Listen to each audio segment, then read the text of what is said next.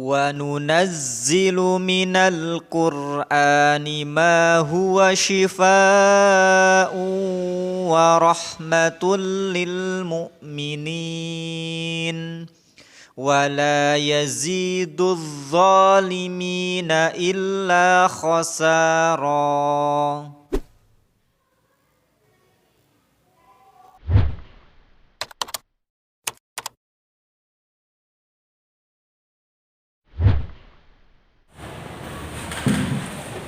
Bismillahirrahmanirrahim. Assalamualaikum warahmatullahi wabarakatuh. Alhamdulillahilladzi bi ni'matihi tatimmus shalihat. Asyhadu an la ilaha illallah wahdahu la syarikalah wa asyhadu anna Muhammadan abduhu wa rasuluh. Allahumma shalli ala Muhammad wa ala alihi wa sahbihi ajmain, amma ba'du. Kepada pemirsa semuanya yang insyaallah dirahmati oleh Allah Subhanahu wa taala, sebelumnya saya ucapkan terima kasih kepada semuanya yang sudah memberikan subscribe video-video kami. Semoga Allah Subhanahu wa taala membalas kebaikan semuanya dengan balasan yang lebih baik. Dan semoga semua konten-konten video dari kami bisa memberikan manfaat kepada semuanya. Amin amin ya rabbal alamin. Baik, untuk kali ini insya Allah saya akan membahas tentang sebab-sebab ru'yah yang tidak berefek karena dilihat dari sisi kesalahan marqi atau orang yang diru'yah. Baik. Ada beberapa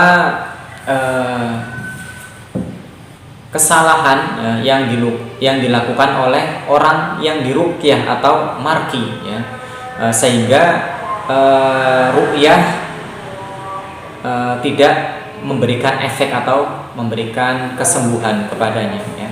Yang pertama, karena marqi minta diru'yah dengan niat coba-coba. Bisa berhasil jika berhasil dia senang, jika gagal akan mencari solusi pengobatan lain tanpa melihat boleh tidaknya menurut syariat Islam. Atau bisa dikatakan ketika dia melakukan terapi ru'yah, dia hanya coba-coba. Kalaupun tidak berhasil, maka dia kemudian akan kembali ke terapi yang lainnya atau dukun gitu ya. Nah, ini sudah salah sudah kesalahan dari marqi atau orang yang diru'yah. Seharusnya dia sudah bertawakal kepada Allah Subhanahu wa taala, kemudian dia berniat untuk melakukan terapi ru'yah syariah karena ini adalah terapi yang memang diperbolehkan dalam syariat Islam. Kemudian yang kedua adalah belum siap berhijrah secara total. Orang yang diru'yah itu belum siap berhijrah untuk secara total. Misalnya setelah ru'yah dilakukan, marqi kembali ke tabiat buruknya, senantiasa melakukan maksiat, masih meninggalkan sholat wajib, tidak mengenakan hijab bagi muslimah, merokok, makan makanan yang tidak sehat, masih pendendam, masih hobi mendengarkan musik, kemudian film-film yang tidak bermanfaat. Nah, itu adalah penyebab orang yang diru'yah itu tidak mendapatkan kesembuhan oleh Allah Subhanahu wa taala. Kemudian yang ketiga, tawakalnya kurang, masih menggantungkan semua perkaranya pada peru'yah favoritnya. Ada seorang marqi atau orang yang diru'yah itu senantiasa pilih-pilih peru'yah. Ketika dia sudah meru'yah pada satu orang, dia menganggap tidak cocok, kemudian pindah ke peru'yah yang lainnya, kemudian pindah lagi ke peru'yah lainnya. Nah, ini tidak diperbolehkan. Ketika dia sudah meru'yah sudah melaksanakan terapi ru'yah pada satu orang maka kita kalau bisa harus istiqomah kepada satu peru'yah ini hingga Allah Subhanahu wa taala memberikan kebaikan atau kesembuhan pada orang tersebut gitu ya.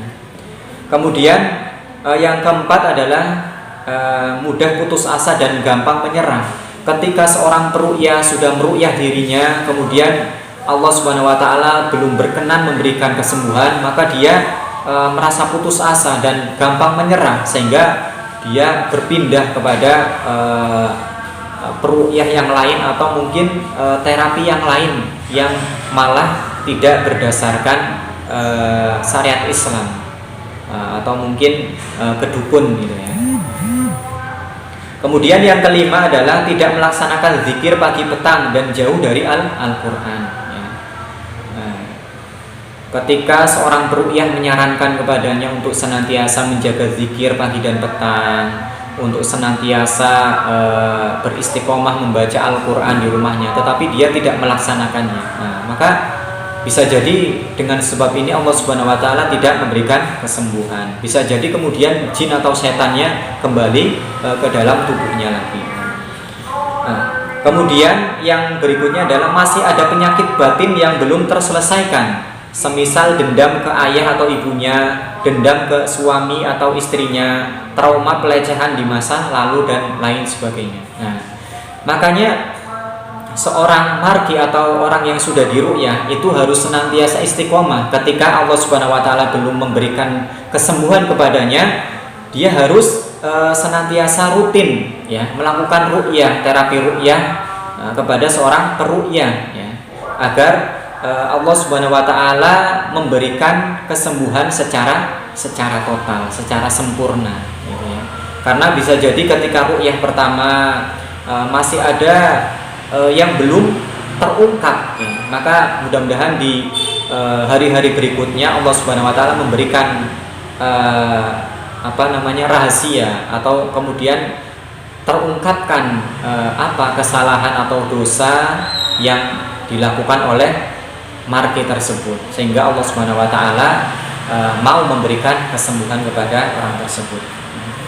Kemudian masih memakan harta riba dan berkecimpung di dalamnya. Nah, ini adalah sesuatu yang harus dihindarkan atau ditinggalkan ya, bagi orang yang sudah berhijrah ingin mengharapkan kesembuhan dari Allah Subhanahu wa taala, tentu dengan meninggalkan sesuatu yang haram atau yang diharamkan oleh Allah Subhanahu wa taala. Salah satunya adalah meninggalkan memakan harta riba.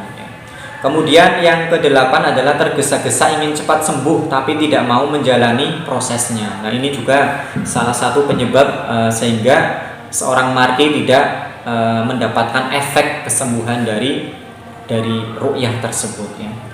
Kemudian yang kesembilan, yang terakhir, yaitu ada ikatan jin leluhur yang belum terputuskan ya.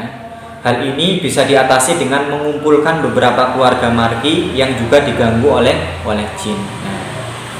Yaitu dengan terapi ruqyah yang kemudian